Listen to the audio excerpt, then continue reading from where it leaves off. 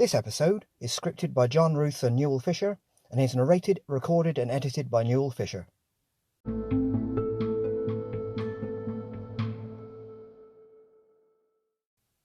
Hello, and welcome to the Watership Down podcast episode 50, a bit of a milestone in itself, in which we will be looking at chapter 48, Deus Ex Machina. To mark this milestone, and because of the unique nature of this chapter, I'm going to do something a bit different.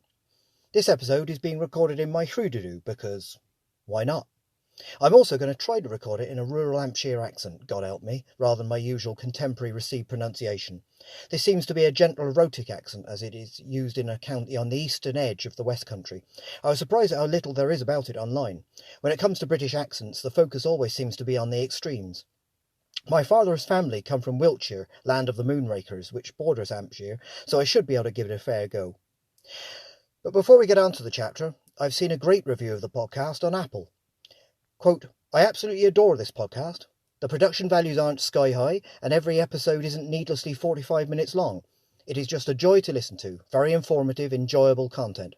I genuinely look forward to hearing the next episode each week. Keep up the good work. End quote. That was from Gray LR from the UK via Apple Podcasts on the 2nd of February. Thank you for those kind words, and I would never want to be accused of having high production values. Anyway, on with this unique chapter.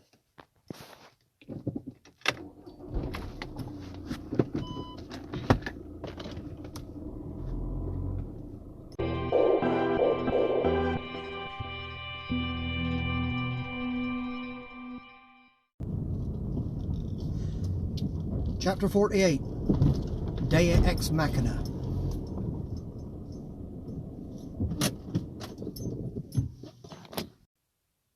This is the only chapter in Watership Down written from a human perspective. The phrase Deus Ex Machina means the god in the machine. In a story, it signifies a highly unlikely event that resolves an issue, saves someone, and provides a happy conclusion.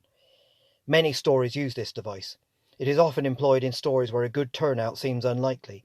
Because it brings about a good ending, we often forgive it if it seems a bit excessive or unlikely, and that is certainly the case here. However, this chapter is called Deus Ex Machina, meaning the goddess in the machine. When we read the beginning of the chapter and we see the name Lucy, we know that she must be the Deus Ex Machina, or the unlikely event that saves Hazel. Richard Adams using this as the chapter's title is brilliant in its boldness and simplicity. The pre-chapter quote is from the poem Fern Hill by Dylan Thomas. It is about an idyllic childhood spent on a farm. It is such a childhood that arguably saves Hazel. In the earlier sections of the poem, it's clear that the narrator is young. As the poem continues, it alludes to Eden. It becomes a bit more serious, but not in an overbearing way. In the end sections, it seems the narrator is near the end of his life and maybe pines for his lost youth. It's beautifully told and has that journey-like feel to it. The passage that is used in the pre-chapter quote is in the earlier parts of the poem. It is used as a clear reference to Lucy, and another hint at this is the fact that her name appears right away in the chapter. So, as stated earlier, we begin with Lucy, the farm girl from Nuthanger. It is early, and she's just waking up.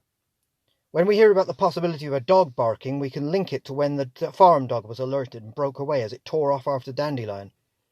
As an aside, the phrase "the morning was fine" means that the morning is sunny and free of rain. It's an English definition, apparently not a term used in the US, so worth a mention.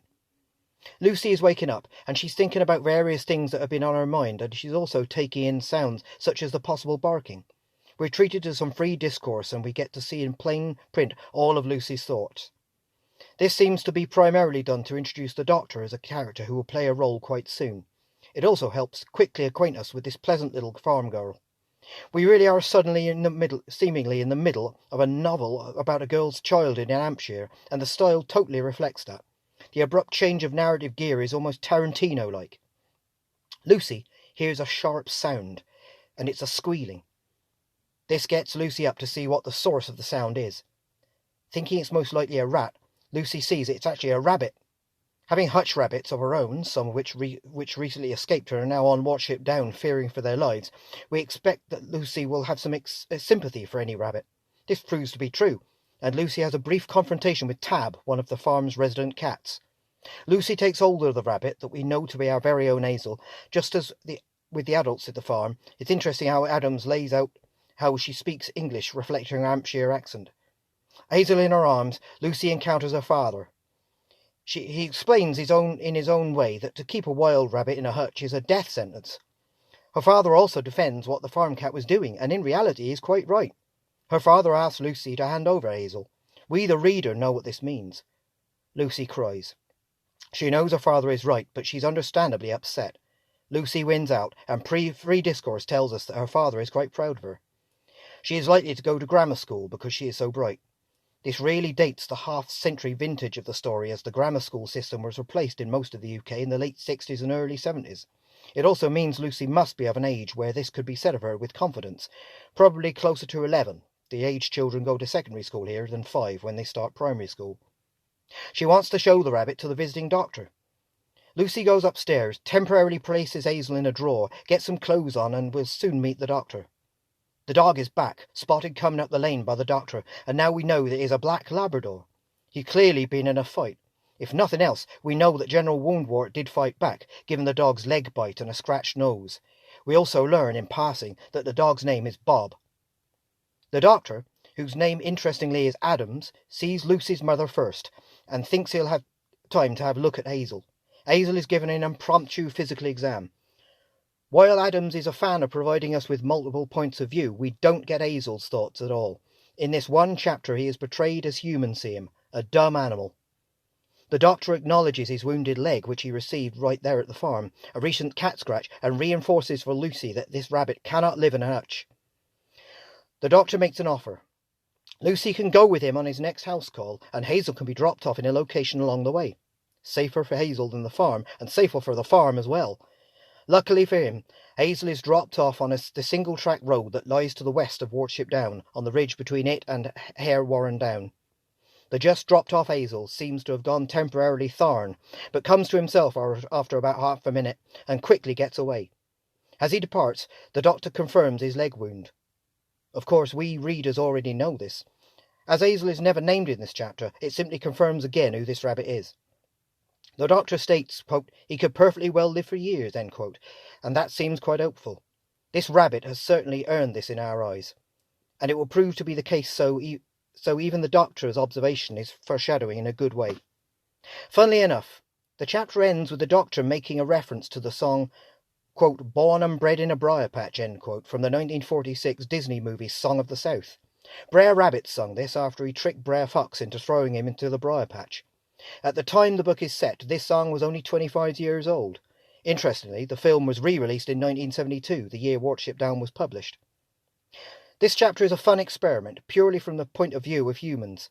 Humans we know in the book are the very worst enemy of rabbits. However, all the people here are decent folk. These are not, as far as we know, trappers or men who would pump poisonous gas into a thriving warren. They are just decent people, and they act not only civilly towards Hazel, but actually show kindness. Even the farmer in his own way, even though it may be he who shot Hazel in an earlier chapter. And so, our brief foray into the human world ends.